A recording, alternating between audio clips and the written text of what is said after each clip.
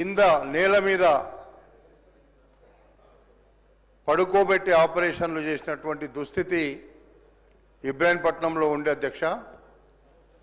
నేను మంత్రి గారి దృష్టికి తీసుకెళ్ళిన ఈ పరిస్థితిని మార్చకపోతే చాలా ఇబ్బందిగా ఉంది. అక్కడ మనమే అక్కడ పోయినాం.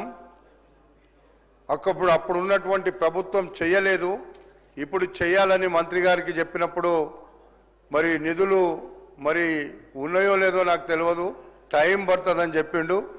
అందుకే వెంటనే ఆ హాస్పిటల్లో ఆ రోజు ఇప్పటి ముఖ్యమంత్రి అప్పటి పిసిసి అధ్యక్షులు కూడా ఆ రోజు వాళ్ళని పరామర్శించడానికి వచ్చినారు.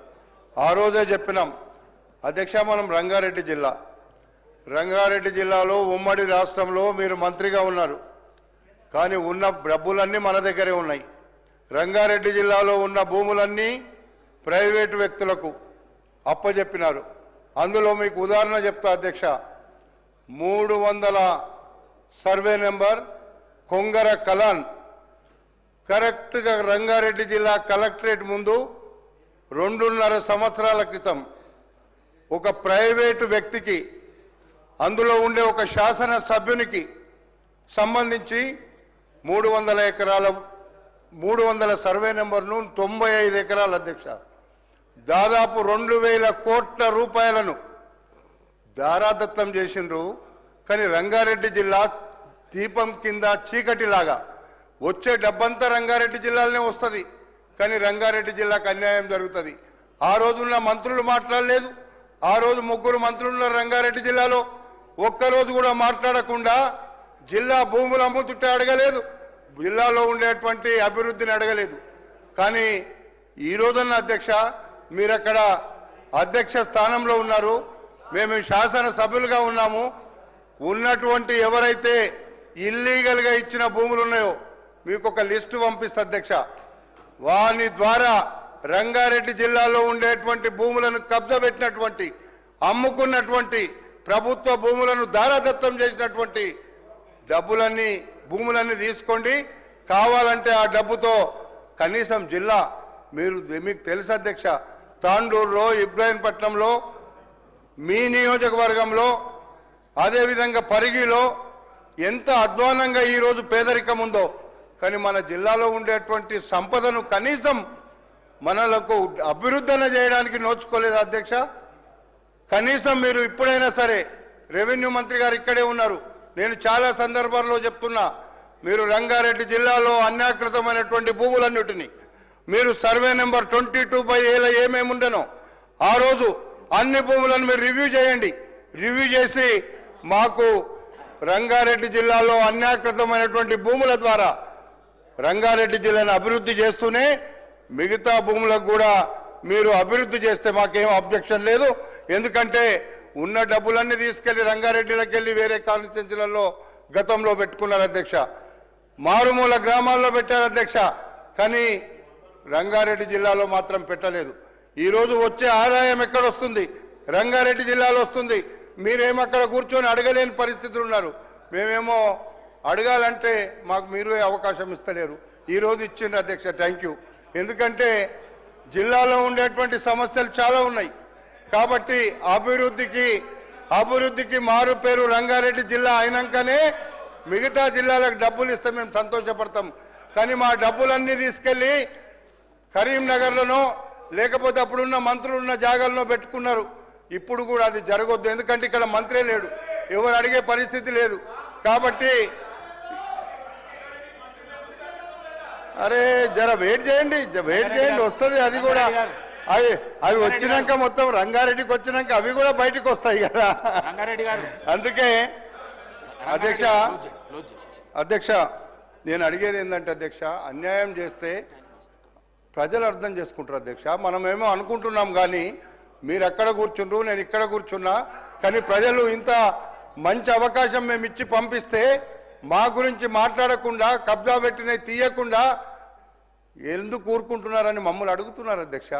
అందుకోసం మీ ద్వారా అడుగుతున్నా, నేను రంగారెడ్డి జిల్లాకు ఉన్నటువంటి అన్నిటిని కూడా మీరు రివ్యూ చేయండి. ఎవరు ఎక్కడ తీసుకున్నా, ప్రభుత్వ భూములను ఎక్కడ కబ్జాలు చేసినా అన్నిటిని రివ్యూ చేసి ప్రభుత్వానికి ఉంటే ప్రభుత్వం దగ్గర ఉండాలి, లేదా ప్రజలకు పంచిపెట్టాలి. కానీ మధ్యలో ఉండేటువంటి దళారులు తీసుకొని వ్యాపారం రియల్ ఎస్టేట్ చేసిన వ్యాపారులకు దగ్గర తప్పకుండా తీసుకొని తీరాల్సినటువంటి అవసరం ఉంది.